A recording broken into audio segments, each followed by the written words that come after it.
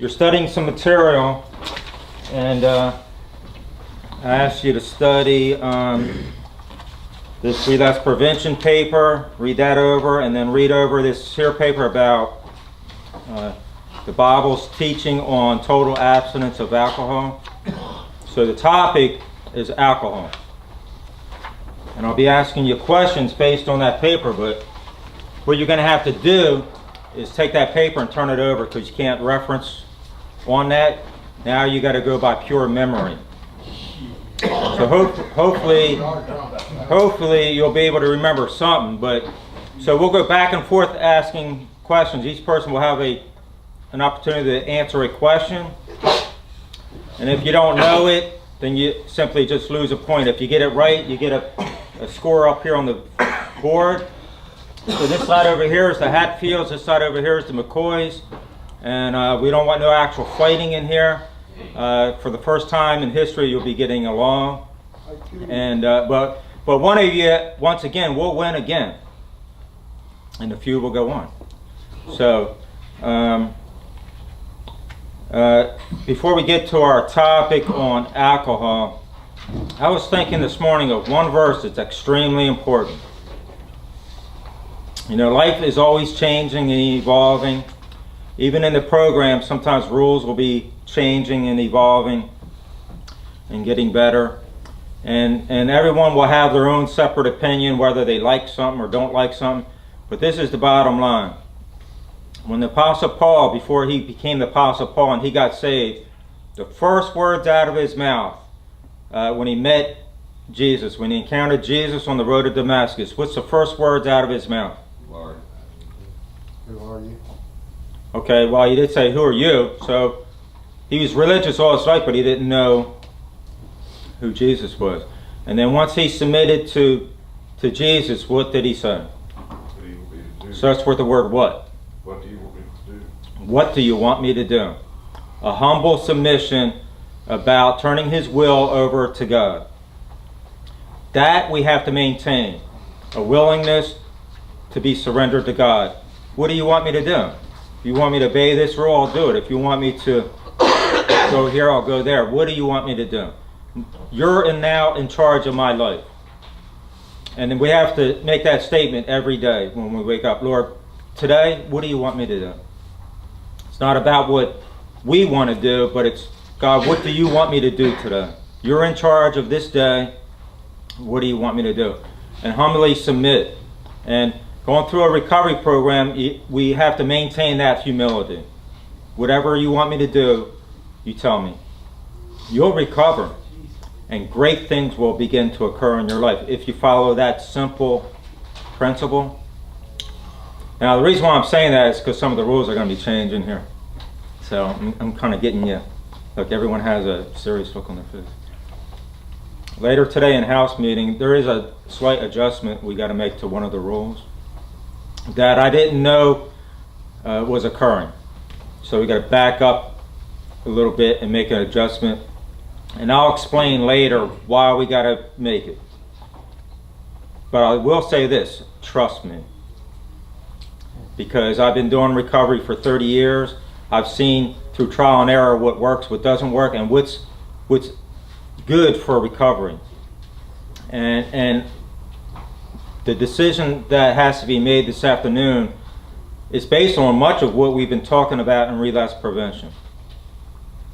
So I'll explain out the reasons why, but it's extremely imperative, and I know some probably won't care. They'll think, well, this is actually good, and others will be resistant because they have not followed that simple step I just said. Lord, what do you want me to do? God's about ready to tell you what he wants you to do. And it's not so much about our own selfishness or our own willingness, but God, if this is what you want me to do to recover, I'll be glad to do it. Because I know you have your best interests out for me. You only want what's best for me. And that goes along with me also. I just want what's best for you. And oftentimes as addicts recovering, we don't know what's best for ourselves. Why? Because in step one it says what? Our life has become unmanageable. And we need someone to help manage our life for a while to guide us, direct us, so we know what to do. And then later on, once we get some recovery behind us and our head starts to clear up and we look back, we can say, okay, now I understand.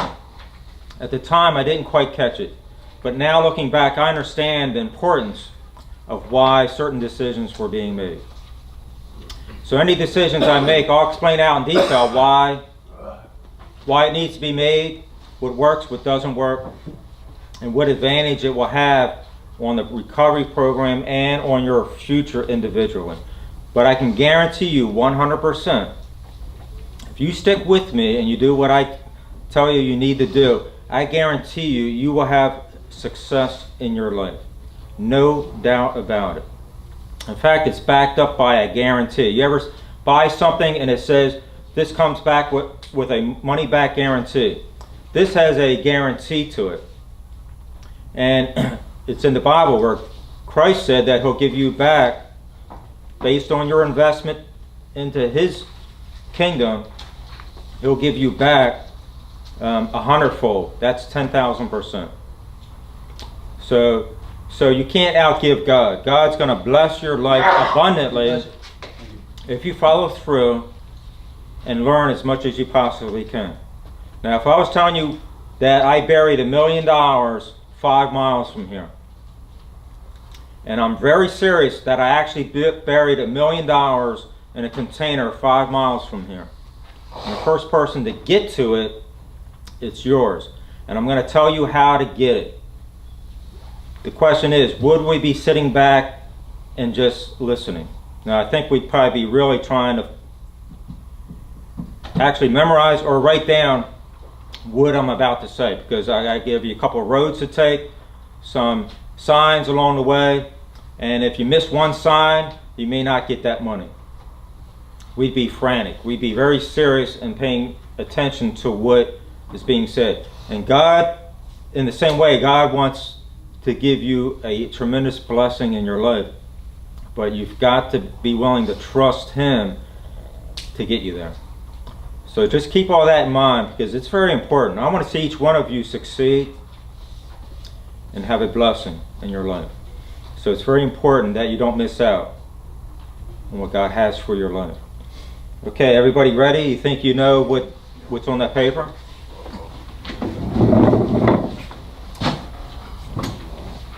Okay, so what we're gonna do is we're gonna start over on this side, and you got to make sure the paper is turned over. And I'll skip through. I'll give questions that I think a person might know, but I don't think they may not know it. I'll skip through to something more easier. If something's very complicated and I feel a person's not going to know, you're allowed to discuss it among your team, just like they do in Family Feud, where you, as a group, can come up with the answer. And but I'll let you know when that occurs. The other group, no one can call out the answer. So when I'm calling on somebody, only they can answer it. You can't be calling out the answer. If you call out the answer, then you miss that point. You move on to the next person. So that's where people will get mad at someone else. Hey, I just lost a point because of you. So you don't call out. All right? Okay, and we're going to start over here. So the camera, they're just going to hear your voice, whether you're wrong or right. But no one will know who it is. All right, so you have no fear about being discovered that you made a mistake. Okay, this is us, just between us. Okay, you think you're ready?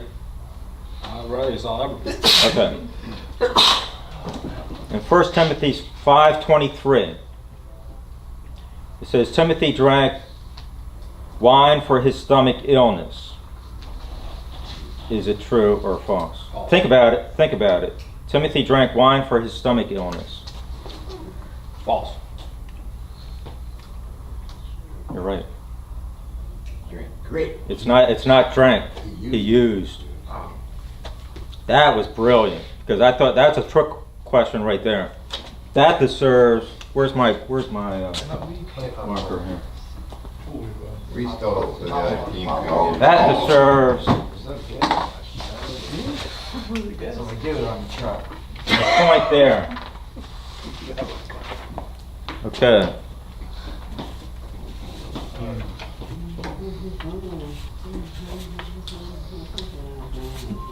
Okay, this is a true or false question. So you got a 50-50 chance of getting it right. And we'll go over here. Okay, you ready? Can we work in a profession where alcohol is served if we are strong enough? Like Olive Garden, they serve alcohol. Different restaurants, if you're a waiter, you got to serve alcohol.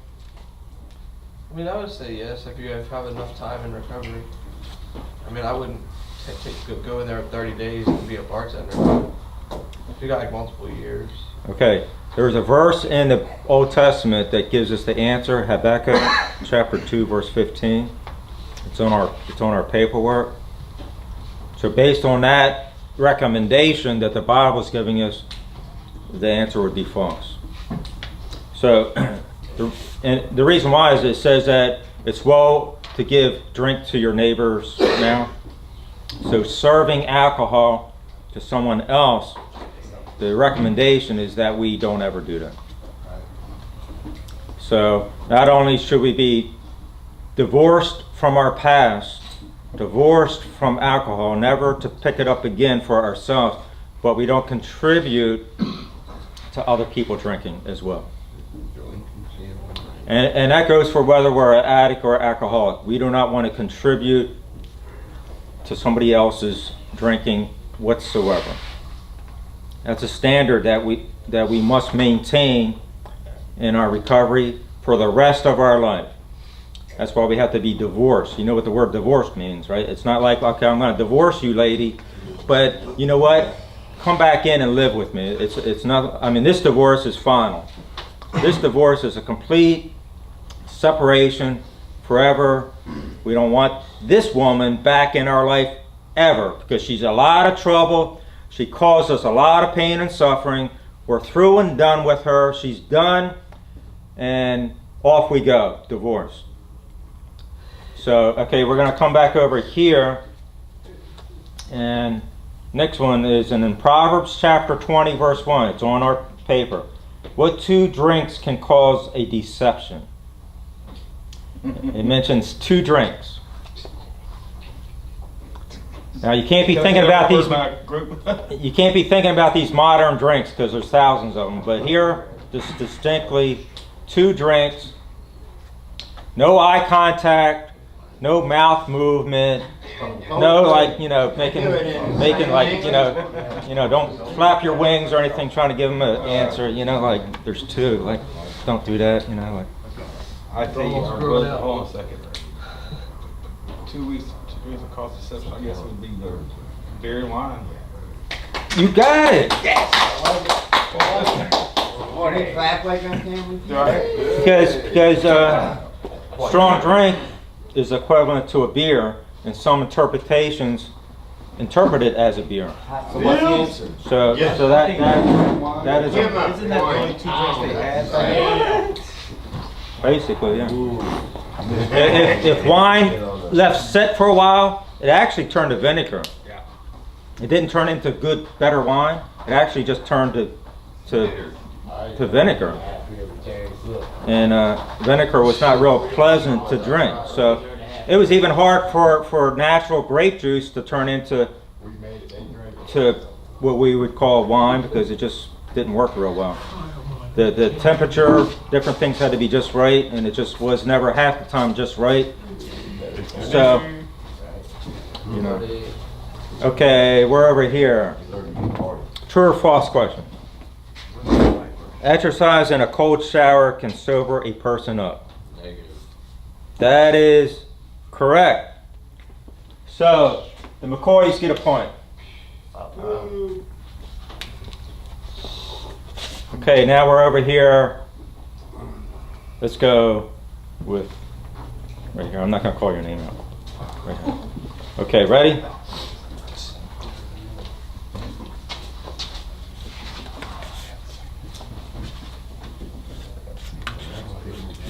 Okay, I'm going to give you a group question.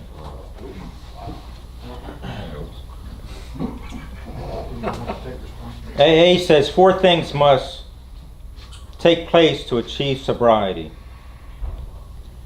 1 is hitting the bottom. 2, maintain humility. 3, reduce selfishness. What's the 4th one? Surrender your power. Surrender your will to God.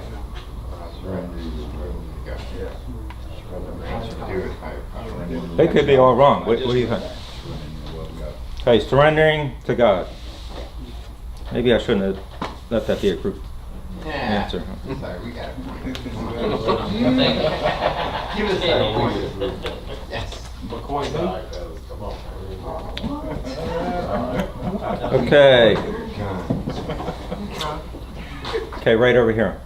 What country discovered basic process of brewing? I'm going to give you 3 answers, only one of them's right. Okay, Russia, USA, or Egypt? Egypt. Correct. I remember that from when we played that Jeopardy.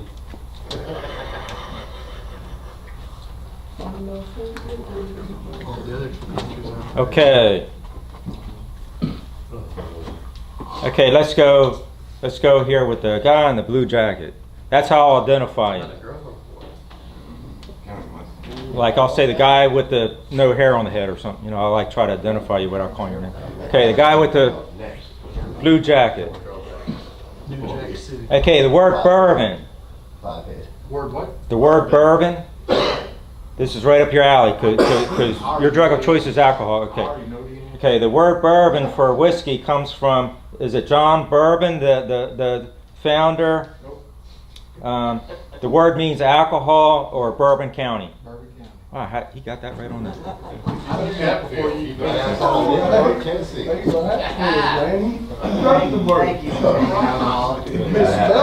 Okay, true or false? Guy in the white t-shirt with the blue hat. Okay. True or false?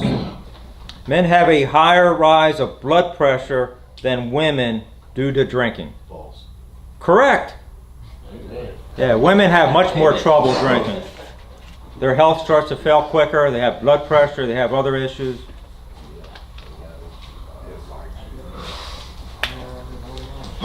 Okay, we're back over here with the guy with the beard. True or false? True or false question.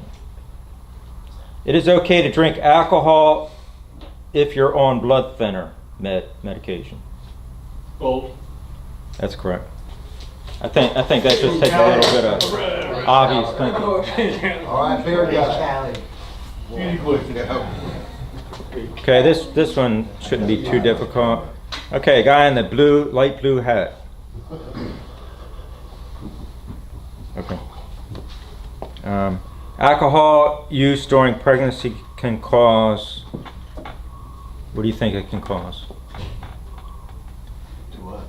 Alcohol use during pregnancy can cause, and it's on that front paper. Birth defects, retardation. All right.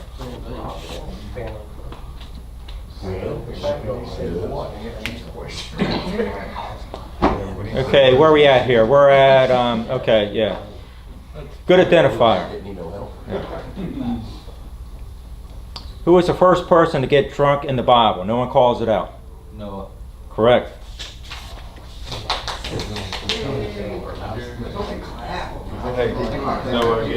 Okay. Okay, this is an interesting question. Sometimes people don't get this right. I don't feel so bad. Okay, 120 proof alcohol yields how much alcohol content? 60. Correct. It's always divided in half. I read my labels over. Okay. How much? Okay, where are we at here? Okay, the guy with the finger up. Okay, ready? This is an interesting question. So, it is legal for children and teens to purchase alcohol in this form. Now that sounds kind of odd, huh? It is actually legal for children or teens to purchase alcohol in this form. Mouthwash. Correct. All day long. I can't fool anybody.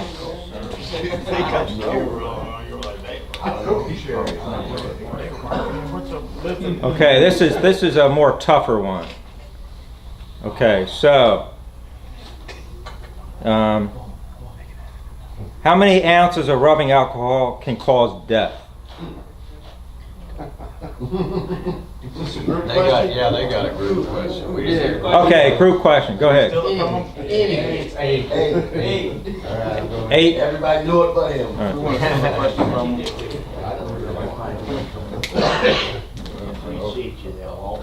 Okay, who we with here? Okay. During the 1920s, doctors wrote out $40 million in what? Prescriptions, On what? alcohol. Correct. Good answer. Good answer. That's a shocker that a lot of people didn't know. During the Prohibition, when alcohol was illegal, people still found a way to get it by just going to your doctor and saying, I need a prescription. I need something to steady my nerves. Write out a prescription for me for alcohol. Cocaine also. Yeah. That's what we're doing with marijuana Yeah, now. Okay, where are we at here? We're with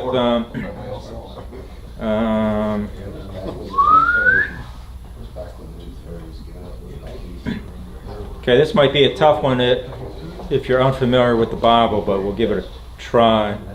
Okay. What Old Testament man purposed in his heart not to drink wine? No one call out. No one call out. Old Testament man purposed in his heart not to drink alcohol. God bless you. Thank you. I hate seeing you so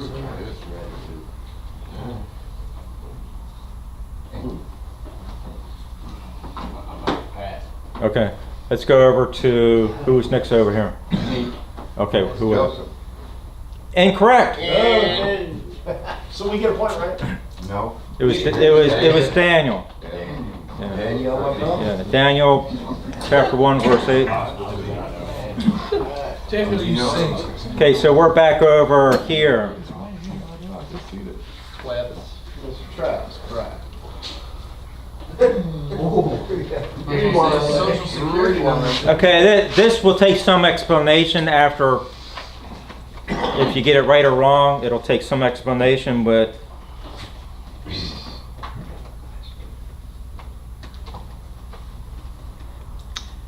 okay.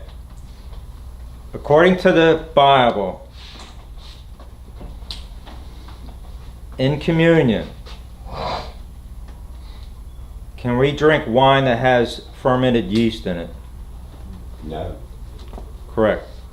Why do you think that's so? And not all churches do that, but why? But the Bible does teach it can't have yeast in it. Well, during the Passover, they didn't allow it to even be in the town, period. Good answer. Correct answer. 2 points. So the Last Supper was kind of like the Passover, like they've done in the past. And in the Old Testament, it makes it very clear that we know the bread can't have yeast in it, right? It has to be unleavened bread So does the at communion. So it's very obvious that the juice that is used needs to be unleavened as also. Because it represents what? Sin. The body and blood of Christ. Therefore, it needs to be representative as being pure. But we know that some churches, I was in one church where they had, one side had regular grape juice and the other side had intoxicating wine. And you could make your choice which one to go up to get. What for the kid? But it was like I won't give the denomination, but they had 2 rows. And then there was another one that I went to one time to visit, and they just had the intoxicating wine. And you went up and you received that wine. Was very, in fact, it's very dangerous, because if you got people in your congregation that are alcoholic, and they go up there and they taste the intoxicating wine during communion, that could be a big trigger for them. I mean, that could be the start of something new in their life, and they immediately leave from there thinking about that taste in their mouth, and that taste stays there for a while, and you're thinking about it. Or what about children? And Get it for the first yeah. time. So, traditionally, Bible-believing churches try to stick with, unleavened bread, unleavened juice. Both of them being pure because they're symbolic of the body and blood of Christ. So, and even in the New Testament, there's some references to leaven as always being a sign of sin and something that's not right. So we have our reasons why we do it that way. Okay, our last question. Give us our point. Give us our point. Oh yeah. I was just testing you to see if you. Thank Okay, so now we're over here. That's what it's all about. Okay, the guy that's falling out of his chair that might need a drug test, that needs to sit up straight and listen to this next question. Okay, the one with the big, no, I was going to say the big holes in or the hat turn. I better not go into too much detail. I might not go into too much detail. They might say, you know what, I think I remember a guy like that. His name is Justice. Oh, it's too late now.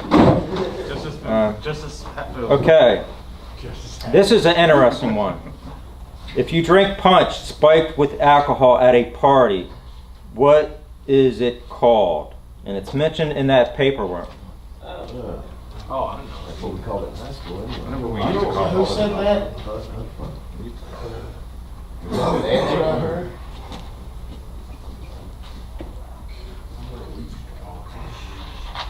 Are you awake? Yeah. Oh, okay. I wanted to make sure you.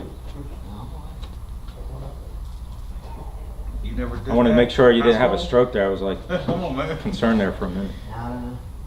Can't think of it. Good question. Okay, we're gonna go over here, and the guy in the blue. No, it's a. No.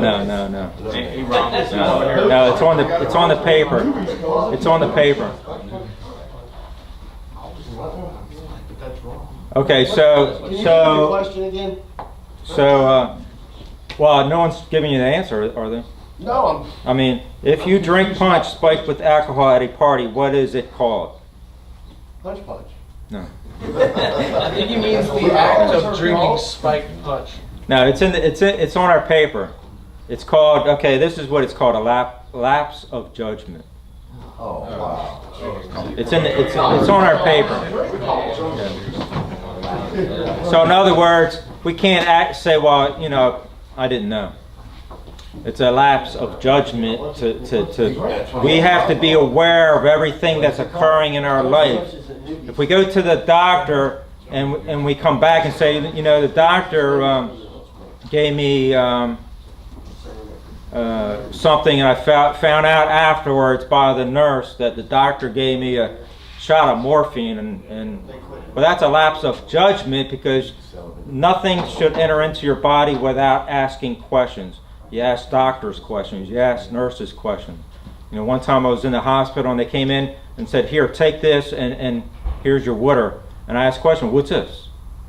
What's it for? You have the right to know all the details necessary as to what it is, what's it for, whether you want to take it or not. You can say, no, I don't want to take that.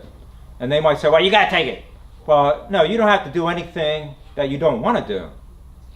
You can say, no, I don't want to take that. It's your own body, and you got to make your decision about keeping it right and keeping it drug and alcohol free. So you should always question things because doctors and hospitals do not understand addiction. And so they'll do things that actually can harm your recovery if you think that you can just blindly trust them with whatever they're doing to your body. So it's always good to ask questions. If you happen to go to some place where they're just having a lot of stuff to eat and it's a wedding, don't assume that the punch is just simply punch. They might have something in it. Ask questions. So, okay, someone take this paper here.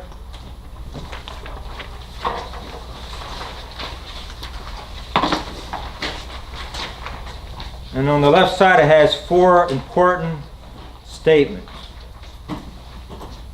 about relapse on alcohol, but this goes for anything, whether it's alcohol or drug abuse. Someone read the first one. For an alcoholic to stay sober, they must learn how to solve their personal problems and stresses without medicating on alcohol. The lack of coping skills can guarantee relapse.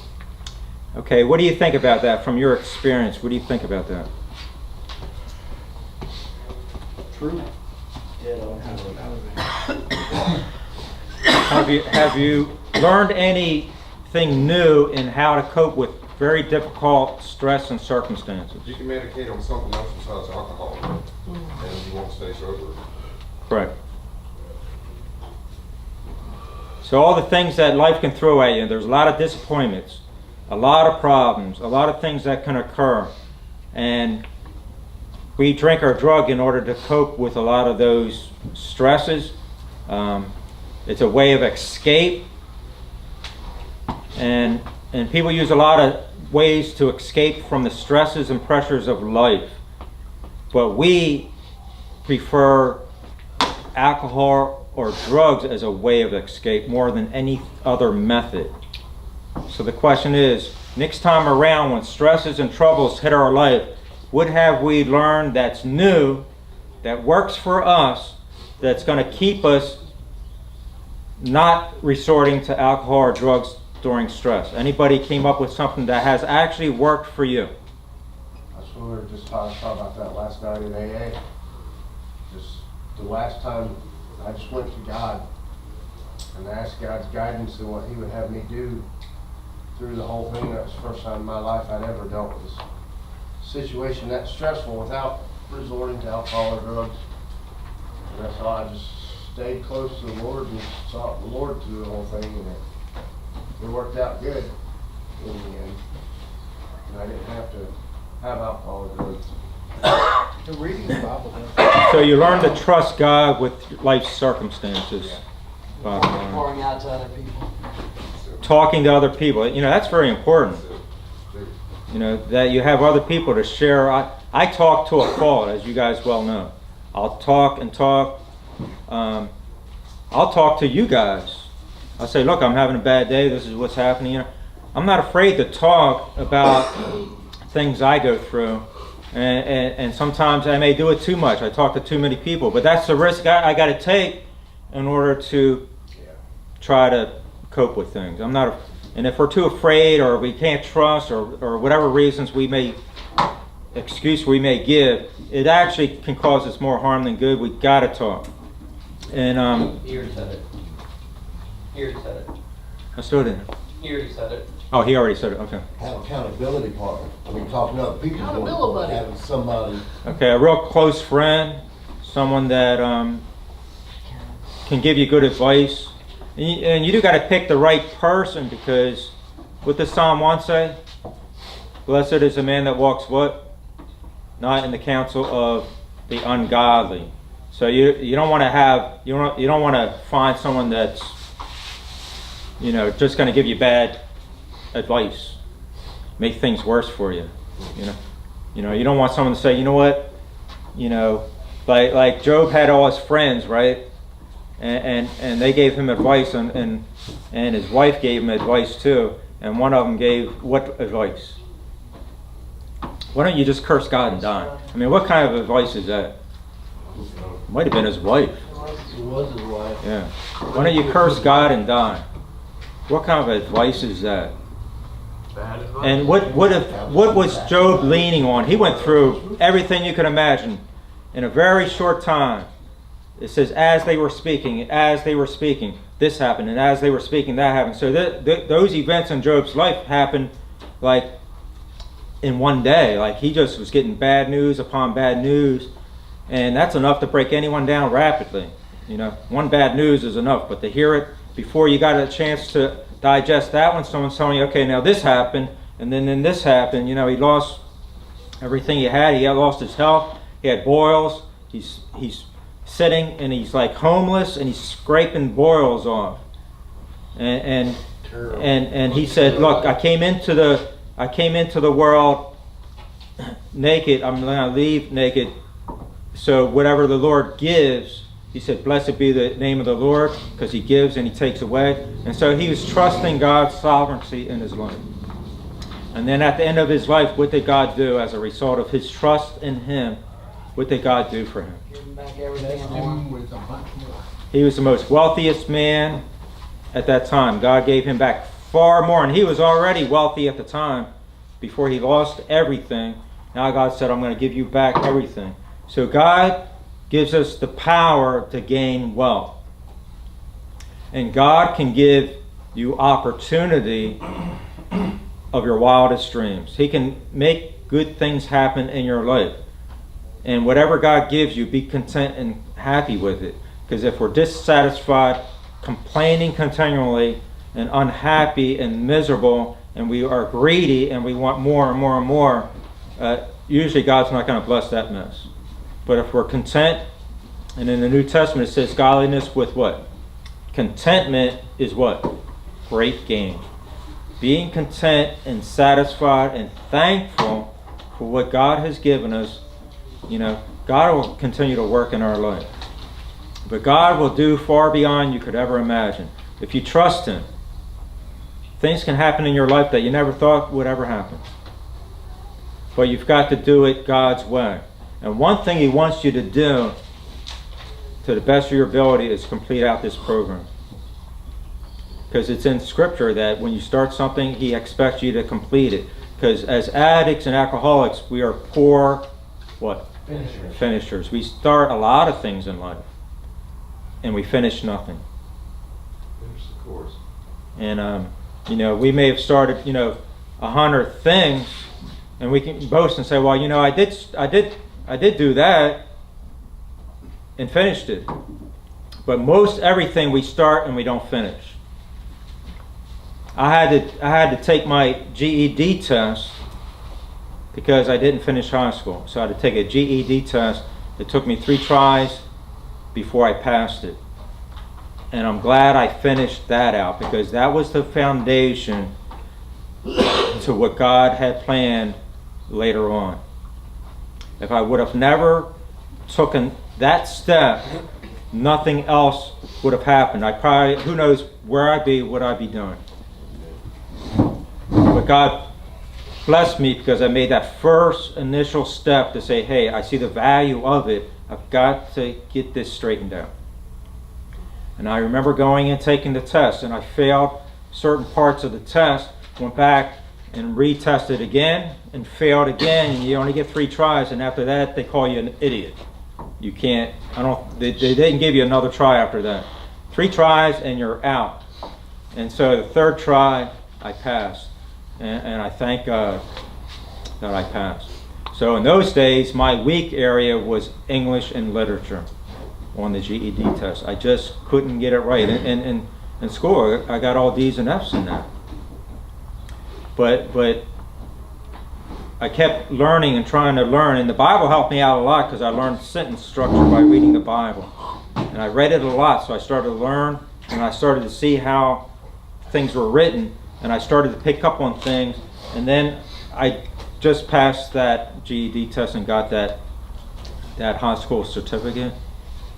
And then when I later on, when I needed to go to college, I was scared to death. I didn't think I could do it. It scared me because it was far greater than what high school would give you. But in high school, my wife taught English in college, so she's from a foreign country and knows more about English than I do, and helps to correct a lot of my stupidity. And I'll even ask, how do you spell this? Yesterday I was asking her, how do you spell a certain word? And she was telling me. So, it's a constant learning. But, if you do nothing, you get nothing. Set out to take deliberate steps to cause yourself to grow. And good things will keep happening. If you build a house, it takes what? Many, many bricks. One brick of itself is totally almost meaningless. But each brick is so important for the rest of the bricks to come into play. So even though something seems unimportant or minor, it's very important because God has this plan down the road, and it takes many bricks to get to that ultimate plan that He has for your life. So really set out saying, you know what, I'm going to do this one thing, and that's what I'm going to focus on. I'm going to get it done. And then I'm going to move to something else. So it's very important that we do that. And then this is one of the keys that I've learned after getting saved. I've learned that God is sovereign in my life. Nothing happens by accident. The Word of God teaches that. Therefore, I can trust my life to God. No matter what happens, God has the ultimate purpose behind it. And just like Joseph, who went through a lot of troubles in his life, but at the end he became what? Lord over all of Egypt. And he didn't know that that was God's ultimate plan for his life. So his brothers who did him a lot of evil, what did he say to them? What you did to me, you meant it for what? For evil, but God meant it for what? Good. So all the evil things that can happen in our life, God has His hand in it to bring about something good out of it. And no matter what happens, I trust God. I've been homeless twice. Good came out of it. I had my house flooded twice in 1 year. Good came out of it. And I'll give you an example. The third floor, somebody was living on the third floor. I'm living on the first floor. He deliberately allowed a bowl that sat on the sink up there, and he ended up drinking, and the water ran all night. My bedroom's on the far end, downstairs, not directly under his, and I hear in the morning, it sounds like it's raining inside the house. Kind of weird sound. Sounds like water is actually raining inside the house. So I get up and I walk into the living room, and there's just water just pouring down off of the ceiling like it's raining. Everything in there was completely soaked. I went down into the basement, and the water was this deep, so you know it had been occurring for a long time. And so I traced it back upstairs. Ceiling tiles all destroyed up on the second floor. I trace it back up to the third floor. I pound on his door. He opens it up, and I see that the sink is overflowing with water. And I said, what are you doing? And he said, well, I fell asleep, I didn't know, The same old thing that someone who drinks would say, And they just happened to have that bowl sitting there under the drain, preventing it from going down. He forgot to turn it off and went to sleep. But it ruined the entire house. And it was right at Christmas time of all times. And that was stressful. 6 months prior to that, I had a hurricane came up the East Coast and destroyed part of my house. $15,000 worth of damage. And then 6 months later, this happened. It's like, God, what are you doing? Why is all this happening to me? But God was planning something out. This is what He planned out. I had no money in the bank. So He planned out a way for me to get money without me realizing these disasters were a way of God pouring money into my bank account. So I got eventually a lot of money from the insurance company. I fixed the house up myself, and I ended up with like $8,000 left. Then this other problem occurs. I go back to the insurance company. They come in and they get that service pro. They came in, tore the house all up, tore that debris out of the ceilings, removed everything. I accounted for everything. The insurance company gave me another check. So my bank account's going up very high. And I'm able to do the work myself. So now I'm sitting with a bank account over $10,000. Prior to that, I had nothing. And God had a plan where that money needed to be used. That's part of God's plan. That occurred 2 years prior to me coming down here. So God worked out a series of events, and that's not the only events He worked out, a series of events to accumulate amount of money for me to be able to make the move, knowing that God was going to call me down here to make the move for me to have a substantial amount of money to come down. Now I spin it all up, making that move and getting a house down here. But looking back, you can see the reasoning behind a lot of things that happened and what God had in mind and those things that occurred. And I was homeless twice, One time, a guy, again, that was renting a room, caught the house on fire. I had 2 fires. One of them caused me to be homeless for 6 months while renovations were occurring. But you know, God allows things for our spiritual growth, get us to trust Him, get us to lean on Him during those times of crisis. And you know, I can look back and see a lot of reasons, but I've gone through a lot of things in life without resorting to drinking or drugging, because I've learned that God is sovereign, He has a purpose behind it, and I just need to trust Him to see me through it to an ultimate end. And David wrote this in Psalm 23, the famous song, the shepherd's song.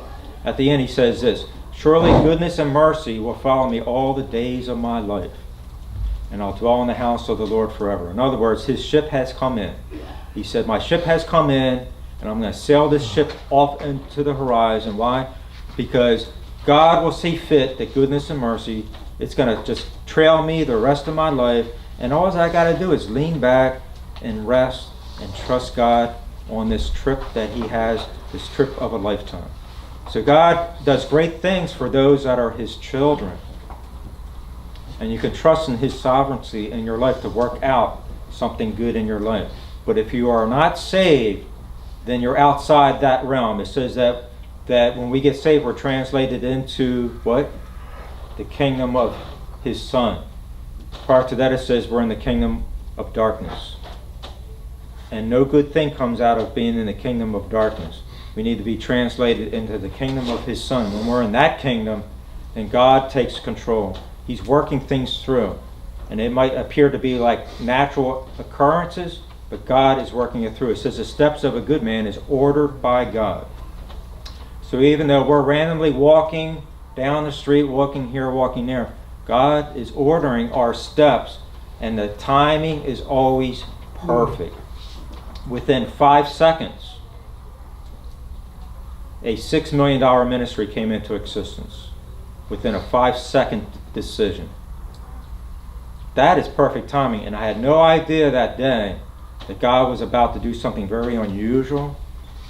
And all the lights that I hit, green or red, played into that 5 seconds. So God's timing had to be so perfect in bringing about that circumstance. If I would have missed it within 5 seconds, it wouldn't have happened. So I know that God does operate and order our steps.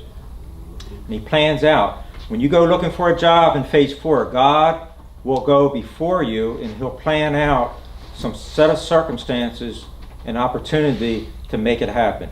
God has a plan, and He's going to make that opportunity occur for you. If you just trust Him and do your part, God will do His part. Okay, someone want to close this out?